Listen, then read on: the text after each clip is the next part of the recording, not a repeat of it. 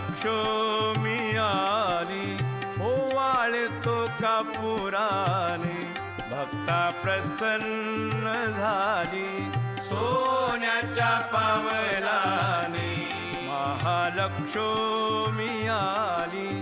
ओवाळतो कापुराने भक्ता प्रसन्न झाली सोन्याच्या पावलाने कुंकवाने घातला सडा मुठी तांबूल विडा हाती शोभे हिरवा चुडा दिला प्रसादाचा पेडा सोन्याच्या पावलाने महालक्ष्मी आली